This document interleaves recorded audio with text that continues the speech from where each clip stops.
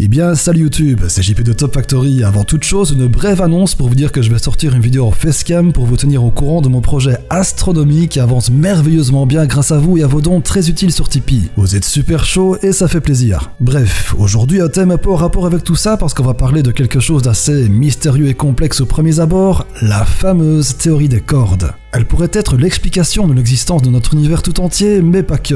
Nous allons voir que la théorie des cordes pourrait être à l'origine d'autres univers comptabilisant bien plus de dimensions que celles que nous connaissons, ainsi que beaucoup d'autres phénomènes situés au-delà de la perception de l'être humain. Alors j'espère que votre esprit est suffisamment ouvert parce que c'est parti pour 10 choses à savoir sur la théorie des cordes.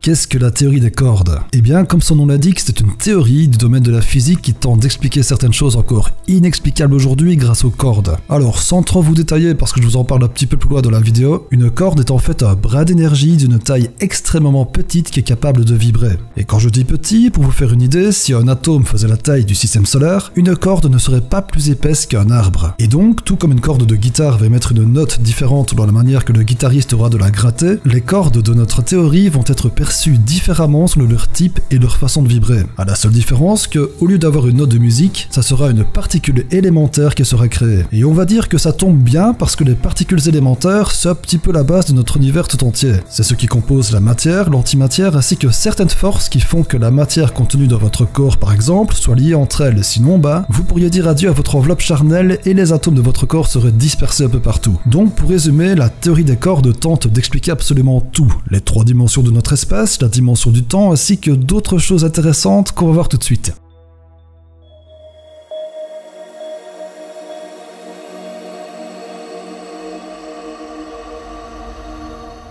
Nos connaissances actuelles de la physique confrontent 2 domaines bien différents. Le premier est celui de l'infiniment grand qui est étudié selon la théorie de la relativité générale d'Albert Einstein, et le second comprend les théories qui font partie de l'ensemble de la physique quantique qui, elle, tente d'expliquer tout ce qui se situe dans l'infiniment petit. Alors, pourquoi est-ce que je dis que ce sont 2 domaines bien différents? Eh bien, dans la relativité générale, tous les objets sont soumis à une force universelle qu'on connaît sous le nom de gravité. Elle est prévisible car on sait qu'un objet d'une masse importante va tirer vers lui des objets d'une masse plus faible qui seront à sa portée. Tandis que dans la physique quantique, on ne comprend pas trop comment fonctionne la gravité sur les objets de l'infiniment petit. On ne sait même pas si elle a réellement de l'influence tellement le comportement des particules subatomiques est imprévisible. C'est le bordel comme on dit. Du coup, c'est assez contradictoire, surtout que les théories de l'infiniment grand et de l'infiniment petit sont tout à fait cohérentes dans leurs équations. Et c'est là que la théorie des cordes intervient pour tenter d'expliquer ces incohérences gravitationnelles en ajoutant de nouveaux éléments encore plus petits, donc les cordes, afin de réunir ces théories qui se contredisent. Elle pourrait donc être une candidate à la théorie du tout,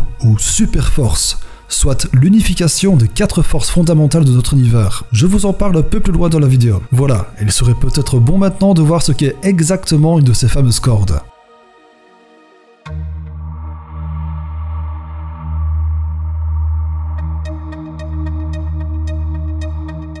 Les cordes. Comme je vous l'ai dit au premier point, c'est un très petit bras d'énergie qui vibre d'une certaine manière afin de produire les particules élémentaires que l'on connaît, mais pas que. Il existe plusieurs types de cordes. Il y a des cordes dites ouvertes, un peu comme une ficelle avec 2 embouts de part en part, et des cordes dites fermées, un peu comme une boucle qui n'aurait ni début ni fin. Chacune aurait des rôles très différents. Par exemple, une corde ouverte peut vibrer de manière normale entre guillemets, ou peut également faire office de pont entre 2 objets qu'on appelle bran. Mais je vous en parle au point juste après, vous allez voir que c'est intéressant. Tandis qu'une corde fermée aurait des rôles bien plus spécifiques. Par exemple, selon ses vibrations, elle pourrait être à l'origine de la création d'une hypothétique particule élémentaire qui serait indispensable à l'existence de notre univers, le graviton. Comme son nom le laisse penser, c'est une particule qui serait à l'origine de la gravité. Vous l'aurez compris, selon cette théorie, les cordes sont donc les ingrédients de base de tout ce qu'il y a dans notre univers, mais également au-delà des dimensions de lesquelles nous vivons. Les cordes sont absolument partout, mais nous ne pouvons percevoir qu'une toute petite partie d'entre elles, étant donné que nous ne pouvons voir et ressentir que les 4 dimensions de notre espace-temps. Et ça tombe bien parce qu'on n'a pas fini de parler des dimensions au point suivant.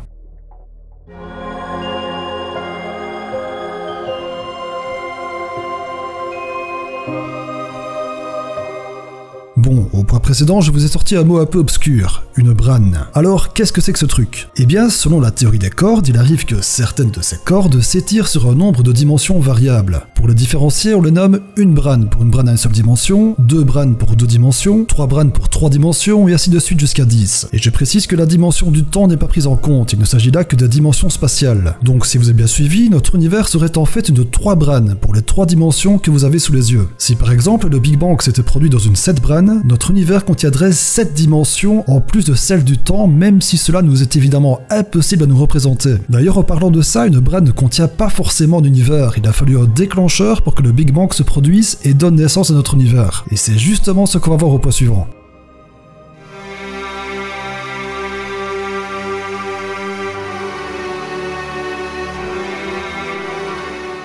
Nous venons de voir que, selon la théorie des cordes, notre univers ferait partie d'une 3 branes. Vous savez déjà que la théorie la mieux reçue sur l'origine de l'univers est le Big Bang, mais il ne se serait pas fait tout seul. Selon certains scientifiques, il aurait été provoqué par la collision de 2 branes. Cela aurait provoqué un dégagement d'énergie très intense qui pourrait être le Big Bang lui-même. Cela reste une théorie, mais si elle s'avère exacte, étant donné qu'il existerait une infinité de cordes et donc une infinité de branes, il serait donc tout à fait possible qu'il existerait également une infinité d'univers parallèles au nôtre, voire même présents tout autour de nous, mais qui ne serait impossible de percevoir, étant donné que nous sommes bridés par nos 3 dimensions spatiales. Alors, j'en vois déjà rêver au fait que dans le futur, nous pourrions voyager d'un univers à un autre, mais sans vouloir faire le rabat-joie, ça n'est qu'une théorie, et même si un jour nous aurions la preuve qu'elle est juste, encore faudrait-il que nous soyons capables à l'avenir de maîtriser les cordes qui nous relieraient à ces univers. Et ça, croyez-moi que ce n'est pas près d'arriver, ce sont des domaines scientifiques qui reposent énormément sur des théories, et malgré le fait que certains font de plus en plus l'unanimité au sein de la communauté scientifique, il faut quand même rester réaliste et se rendre compte que l'humain est encore loin de comprendre totalement le fonctionnement de son propre univers.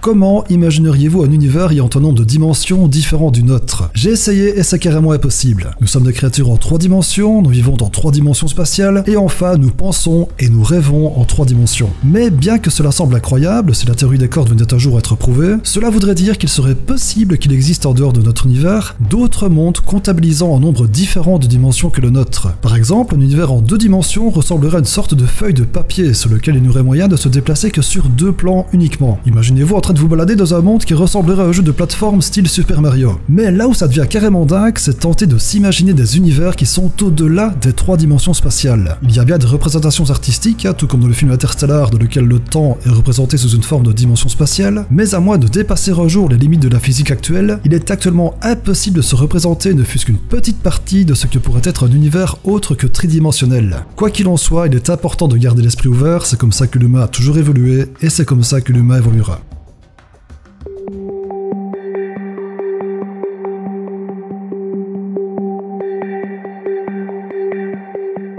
Bon, c'est bien beau de s'imaginer des univers aux multiples dimensions, mais qu'en est-il du nôtre? Comme on l'a vu en début de vidéo, il y a 2 aspects de la physique qui se contredisent. Pour rappel, du côté de la relativité générale qui nous dit en gros que l'espace-temps est un truc plutôt calme et organisé, tandis que du côté de la physique quantique, c'est le gros bordel, il n'y a aucune logique dans le comportement des particules subatomiques. Mais pourtant, ce sont ces mêmes particules subatomiques qui composent n'importe quel objet de notre univers. Alors, comment se fait-il qu'à l'échelle de l'infiniment petit, ce soit un bordel monstre, et que du côté de l'infiniment grand, on y trouve une harmonie quasi parfaite? Eh bien, les nombreux adeptes de la théorie des cordes pensent que ce sont justement ces cordes qui font office de régulateurs entre ces 2 aspects contradictoires de la physique. À un niveau mathématique, les cordes seraient en quelque sorte l'élément manquant pour faire une équation exacte qui représenterait l'univers. Mais bon, cette équation n'existe pas encore. Même si certains éléments s'accordent, il existe encore bien trop d'incohérences pour valider la théorie des cordes comme explication aux contradictions entre la relativité générale et la physique quantique. Ce qui ne veut pas dire qu'elle est invalide. Il reste encore beaucoup de travaux et d'études à réaliser sur cette théorie. Donc, qui vivra verra, comme on dit.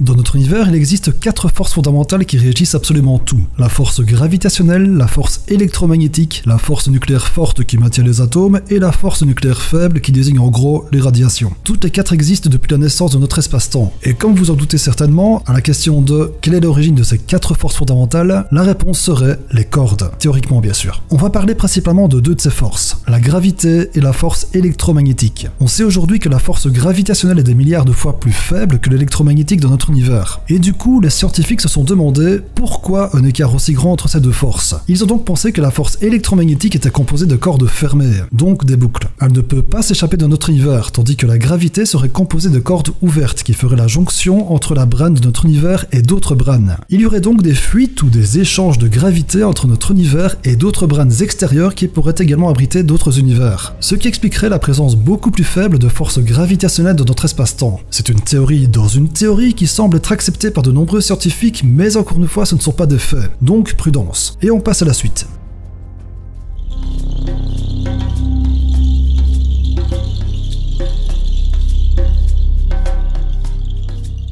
Après tout ce qu'on vient de dire, on serait en droit de se poser la question suivante, est-ce que la théorie des cordes pourrait être validée un jour? Eh bien, je vais sûrement décevoir certains parmi vous, mais comme son nom l'indique, c'est une théorie. Nos technologies actuelles ne permettent pas encore d'observer concrètement les cordes. Malgré le fait qu'elles puissent entrer de manière logique dans certaines équations, elles ne sont encore qu'à l'état de spéculation. Mais ça ne veut pas dire qu'il n'y a pas d'espoir de prouver leur existence. Vous connaissez tous le grand accélérateur de particules du CERN, situé à la frontière entre la France et la Suisse. Eh bien, c'est peut-être à l'aide de cette gigantesque structure qu'on pourrait éventuellement prouver l'existence des cordes. En gros, il suffirait entre guillemets que deux particules se collisionnent à une vitesse proche de la lumière. Cette collision libérerait des particules d'une taille plus petite que l'atome et on espère un jour y voir un graviton dans ces fameuses petites particules. Le graviton qui, pour rappel, serait à l'origine de la gravité. Et toujours selon la théorie des cordes, qui dit gravité dit aussi fuite de celle-ci dans des univers parallèles. Donc si on voit un graviton apparaître et le voir disparaître quelques nanosecondes après, ça serait un début de preuve qui pourrait progressivement valider la théorie des cordes. Mais malheureusement, à l'heure d'aujourd'hui, aucun graviton n'a jamais pointé le bout de son nez dans un accélérateur à particules. Et du coup, il serait peut-être bon de ne pas plancher sur un seul tableau et voir s'il n'existerait pas une alternative à la théorie des cordes, et c'est ce qu'on va voir dans ce dernier point de cette vidéo.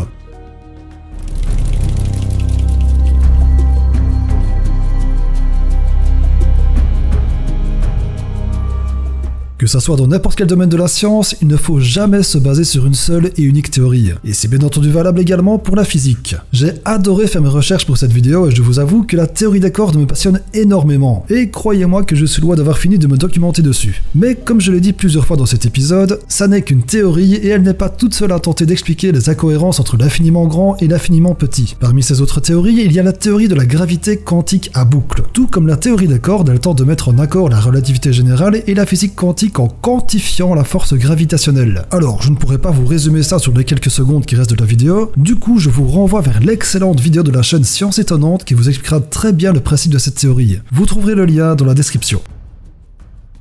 Et voilà les amis, cet épisode est terminé, j'espère qu'il vous aura intéressé autant que moi j'ai pris du plaisir à la réaliser. Vous n'oubliez pas le petit pouce en l'air, le commentaire pour débattre du sujet et surtout l'abonnement si ce n'est pas encore fait. Si ça vous intéresse d'en savoir plus sur mon projet Astronomie, la page Tipeee est dans la description. Moi je vous dis à très bientôt pour une nouvelle vidéo, alors en attendant prenez soin de vous les amis. Ciao.